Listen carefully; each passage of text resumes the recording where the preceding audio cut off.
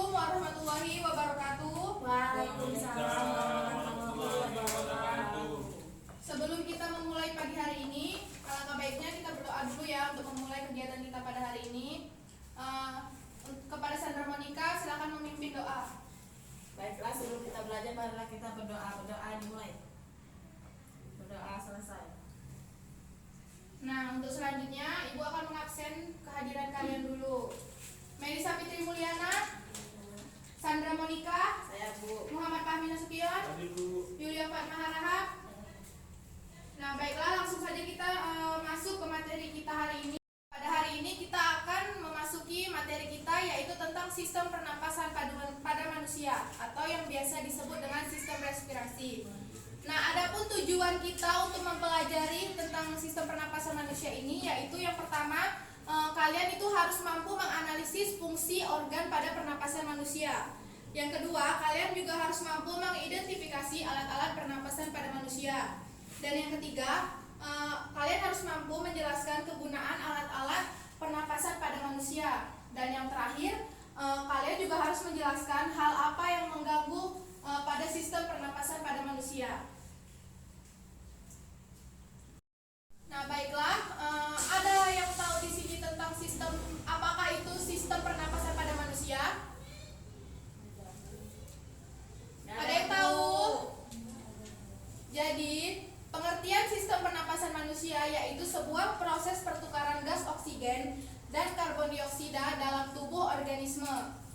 Nah, adapun fungsinya di sini yaitu mensuplai oksigen ke dalam sel-sel jaringan tubuh dan mengeluarkan karbon dioksida atau CO2 sebagai hasil respirasi dan menghasilkan energi. Di sini sistem pernapasan manusia terbagi menjadi dua. Yang pertama itu sistem pernapasan dalam atau yang disebut dengan internal. Sedangkan yang kedua itu ada sistem pernapasan luar atau yang disebut dengan eksternal. Nah, sistem pernapasan dalam atau internal ini yaitu pertukaran gas di dalam sel. Sedangkan pernapasan luar atau eksternalnya yaitu pertukaran gas di dalam paru-paru. Di sini ada juga struktur dari sistem pernapasan pada manusia. Nah, yang pertama itu ada hidung, yang kedua itu faring, yang ketiga ada laring, yang keempat ada trakea, dan yang kelima yaitu paru-paru itu sendiri. Dari pemaparan Ibu tadi, di sini kalian Ibu bentuk kelompok menjadi dua kelompok untuk mendiskusikan tentang fungsi dari sistem pernapasan manusia. Dari hasil pemaparan Ibu tadi, di sini Ibu akan membuatkan kalian menjadi dua kelompok. Untuk kelompok pertama yaitu Fahmi dan Sandra, yang kelompok kedua itu Melisa dan Yuli. Silakan dibentuk kelompoknya ya. Baiklah, di sini Ibu akan memberi waktu kalian 10 menit untuk mendiskusikan tugas tentang fungsi dari sistem pernapasan manusia dan struktur pernapasan pada manusia. Waktunya sudah habis. Sekarang giliran kalian untuk menjelaskan hasil diskusi kalian tentang fungsi pernapasan pada manusia serta struktur pernapasan pada manusia. Untuk kelompok 1, siapa yang akan maju? Pada Sandra Monica, silakan. Nah, baiklah, jadi di sini saya akan mempresentasikan hasil diskusi kelompok 1, di mana sistem pernapasan itu adalah proses pertukaran gas oksigen dan karbon dioksida dalam tubuh manusia. Nah, fungsinya itu adalah untuk mensuplai oksigen ke dalam sel-sel jaringan tubuh dan mengeluarkan karbon dioksida atau CO2 sebagai hasil respirasi tersebut dan dihasilkan energi. Jadi saja, terima kasih. Ya, bagus sekali kepada Sandra Monica. Terima kasih. Berikan aplaus dulu untuk Sandra Monica. Nah, selanjutnya kelompok 2. Siapa yang akan maju? Saya, Bu. Yulia, silakan Yulia.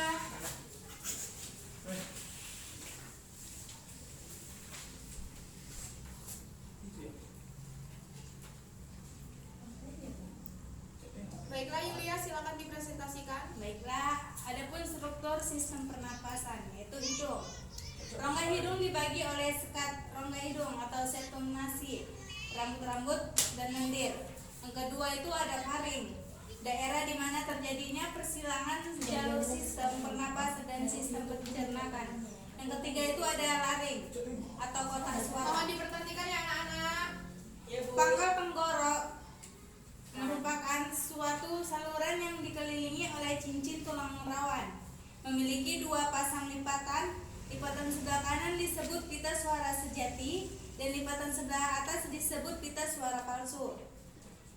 Yang keempat itu ada batang tenggorok,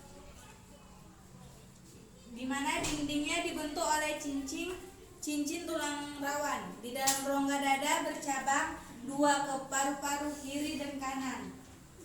Di dalam paru-paru bronkus bercabang-cabang lagi berupa saluran halus atau bronkeolus, dan di ujungnya terdapat gelembung-gelembung paru. Yang terakhir itu ada dua buah paru-paru, ada kiri dan kanan. Paru-paru kanan itu 3 lobus satu belahannya, atas, tengah, dan bawah. Paru-paru kiri ada 2, atas dan bawah. Baik, terima kasih kepada Yulia. Silakan kembali ke tempatnya. Berikan aplaus dulu untuk teman kita.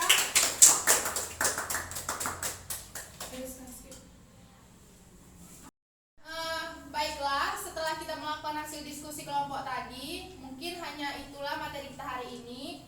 Jadi dapat disimpulkan bahwa sistem pernapasan manusia yaitu proses pertukaran gas oksigen dan karbon dioksida di dalam sebuah tubuh manusia.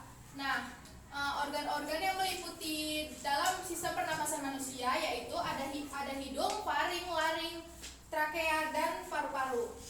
Nah, baiklah, untuk materi selanjutnya mungkin hanya itu saja materi yang dapat Ibu sampaikan.